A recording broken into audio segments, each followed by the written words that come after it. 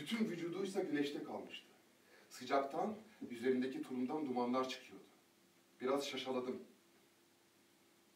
Bana göre bu iş kapanmıştı artık ve oraya bunu düşünmeksizin gelmişti. Arap beni görür görmez biraz doğruldu. Elini cebine soktu. Ben de tabii Raymond'un ceketinin cebinde duran tabancasını avucunda sıktım. Arap yine sırt üstü yattı. Ama elini cebinden çıkarmadı. Ondan epeyce 10 metre kadar uzaktaydım. Yarı kapalı göz kapaklarının arasından zaman zaman bakışlarını görür gibi oluyordu. Ama alev alev yanan havanın içinde görüntüsü çoğu zaman gözlerimin önünde dans ediyor gibiydi. Dalgaların gürültüsü öğleye göre daha tembel, daha gevşekti. Hep aynı güneş, hep aynı ışık kumun üzerinde buraya kadar uzanıyordu. 2 saattir. Gün artık ilerlemiyor gibiydi. 2 saattir gün erimiş ve kaynayan bir maden denizine demir atmıştı sanki. Ufuktan küçük bir vapur geçti. Bakışlarımı Arap'tan hiç ayırmadığım için onun küçük kara lekesini hayal meyal seçebiliyordum. Tek yapmam gereken, arkamı dönmek olduğunu, böylece hiçbir mesele kalmayacağını düşündüm. Fakat güneşten ışıldayan bütün bir kumsal beni arkamdan itiyordu. Pınar'a doğru birkaç adım attım. Arap kımıldamadı. Ne de olsa epeyce uzaktaydı. Belki de yüzündeki gölgeler yüzünden güler gibi bir hali vardı. Güneş yüzümü yakmaya başlıyordu. Ter damlalarının kaşlarımda biriktiğini hissettim. Tıpkı annemi gömdüğümüz günkü güneş gibi. Tıpkı o zamanki gibi en çok alnım ağrıyor. Tüm alın damarlarım derinin altında hep birden atıyordu. Bu yanma hissine dayanamaz hale gelince ileriye doğru hareket yaptım. Bunun budalaca bir şey olduğunu, bir adım atmakla güneşten kurtulmayacağımı biliyordum. Ama ileriye doğru yalnız bir tek adım attım. Bu sefer Arap yerinden doğrulmaksızın bıçağını çekip güneşin altında bana gösterdi. Işık, çeliğin üzerinden fışkırdı, alnıma kadar ulaşan uzun ve parlak bir kılıcı andırıyordu. Aynı anda kirpiklerimde biriken ter birdenbire göz kapaklarımın üzerine aktı. Onları ılık ve kalın bir perdeyle örttü. Bu gözyaşı ve tuz perdesinin arkasından gözlerim bir şey göremez olmuştu. Sadece güneşin alnındaki zonklayışını ve belirsiz bir şekilde de karşımdaki bıçaktan fışkırmaya devam eden parlak ışık kılıcını seziyordum. Bu yakıcı kılıç kirpiklerimi kemiriyor, acıyan gözlerimi oyuyor. İşte o an her şey titreşti. Denizden boyu ve ateşli bir soluk geldi. Sanki gökyüzü boydan boya yarılmış da ateş yağdırıyor gibi geldi. Bütün benliğim gerildi, tabancamın üzerindeki elim kasıldı, tetik oynadı. Kabzanın cilalı yüzü elime değdi. İşte her şey o an, o hem sert hem sağır edici gürültünün içinde başladı. Teri de güneşi de silkeledim. Günün dengesini bozduğumu, üzerinde mutlu anlar geçirdiğim kumsalın olağanüstü sessizliğini mahvettiğimi anladım. O zaman hareketsiz vücuda 4 el ateş ettim. Kurşunlar birbiri peşi sıra bu vücuda gömüldü. Felaketin kapısına vurdum. 4 sert darbeydi sanki bunlar.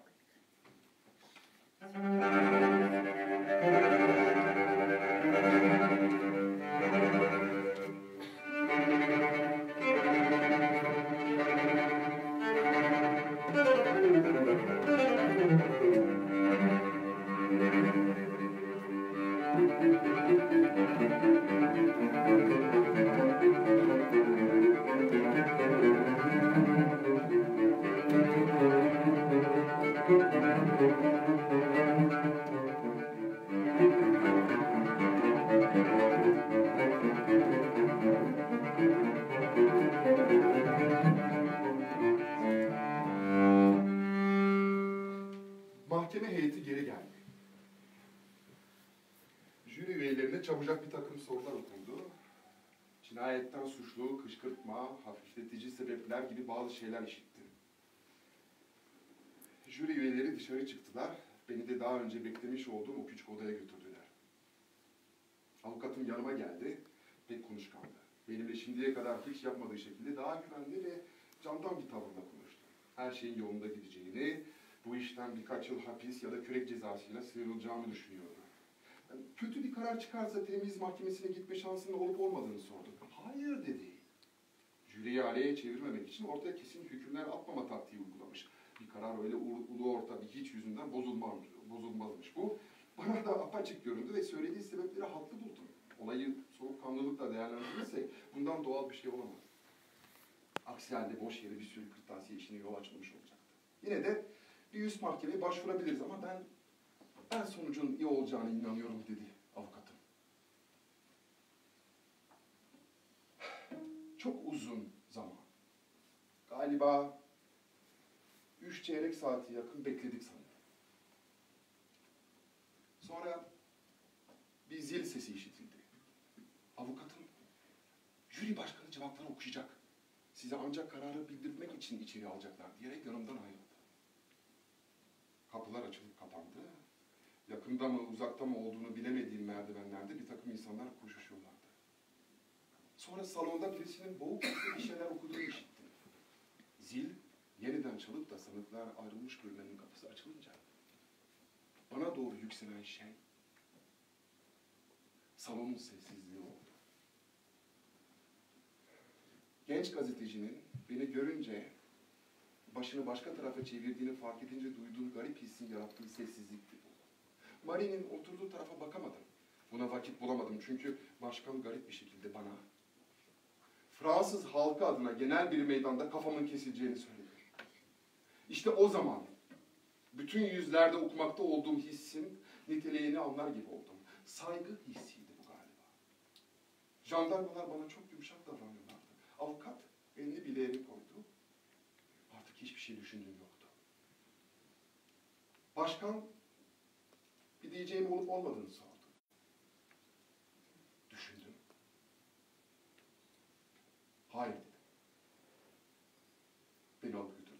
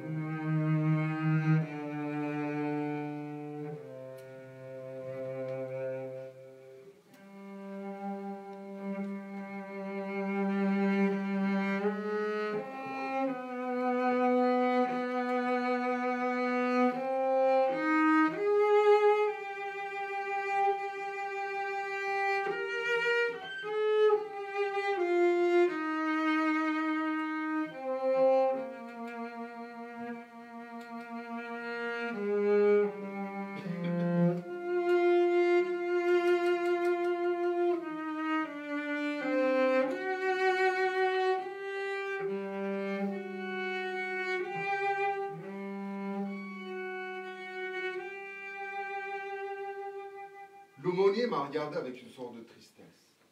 J'étais maintenant complètement adossé à la muraille et le jour me coulait sur le front. Il a dit quelques mots que je n'ai pas entendus et m'a demandé très vite si je lui permettais de m'embrasser. Non, non, non, ai-je répondu. Il s'est retourné et a marché vers le mur sur lequel il a passé sa main lentement. Aimez-vous donc cette terre, ce point a-t-il murmuré. Je n'ai rien répondu. Il est resté assez longtemps détourné. Sa présence me pesait et m'agaçait. J'allais lui dire de partir, de me laisser, quand il s'est écrié tout d'un coup avec une sorte d'éclat en se retournant vers moi. Non, non, non, je ne peux pas vous croire. Je suis sûr qu'il vous est arrivé de souhaiter une autre vie. Je lui ai dit que naturellement, mais cela n'avait pas plus d'importance que de souhaiter d'être riche, de nager très vite ou d'avoir une bouche mieux faite. C'était du même ordre. Mais lui m'a arrêté et il voulait savoir comment je voyais cette autre vie. Alors je lui ai écrit une vie où je pourrais me souvenir de celle-ci. Et aussitôt, je lui ai dit que j'en avais assez. Il voulait encore me parler de Dieu. Mais je me suis avancé vers lui et j'ai tenté de lui expliquer une dernière fois qu'il me restait peu de temps. Hein? Je ne voulais pas le perdre avec Dieu. Il a essayé de changer de sujet en me demandant pourquoi je l'appelais monsieur et non pas mon père. Ah, ça m'a énervé. Je lui ai répondu qu'il n'était pas mon père. Il est avec les autres. Non, mon fils, a-t-il dit, en mettant la main sur mon épaule. Je suis avec vous. Mais vous savoir parce que vous avez un cœur aveugle. Je prierai pour vous. Alors je ne sais pas pourquoi. Il y a quelque chose qui a crevé en moi. Je me suis mis à crier à plein gosier et je l'ai insulté. Et je lui ai dit de ne pas prier. Je l'avais pris par le collet de sa soutane. Je l'ai versé sur le tout le fond de mon cœur avec des bondissements mêlés de joie et de colère. Il avait l'air si certain, n'est-ce pas? Pourtant, aucune de ses certitudes ne valait un cheveu de femme. Il n'était même pas sûr d'être en vie puisqu'il vivait comme un mort.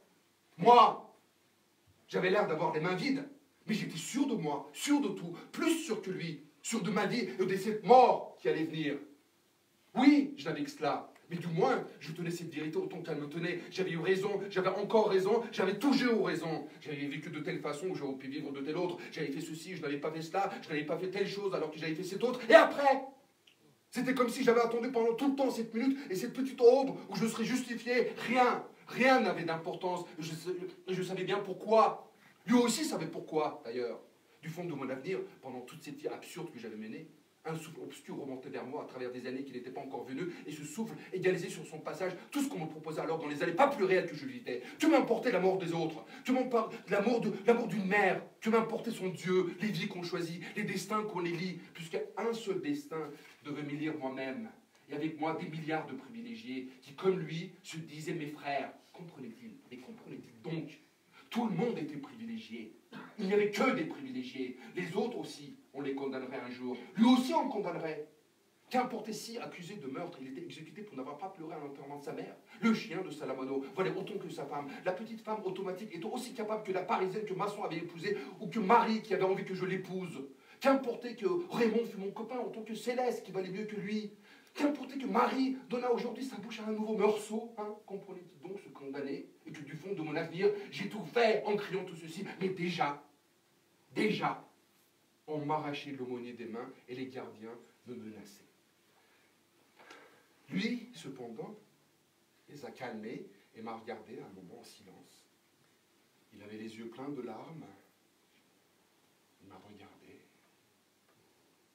il s'est détourné, et il a disparu. Lui parti, j'ai retrouvé le calme.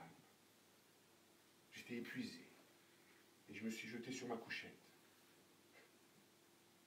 Je crois que j'ai dormi parce que je me suis réveillé avec des étoiles sur le visage. Des bruits de campagne montaient jusqu'à moi. Des odeurs de nuit, de terre et de sel rafraîchissaient mes tempes. La merveilleuse paix de cet été endormi entrait en moi comme une marée. À ce moment, et à la limite de la nuit, des sirènes ont élevé.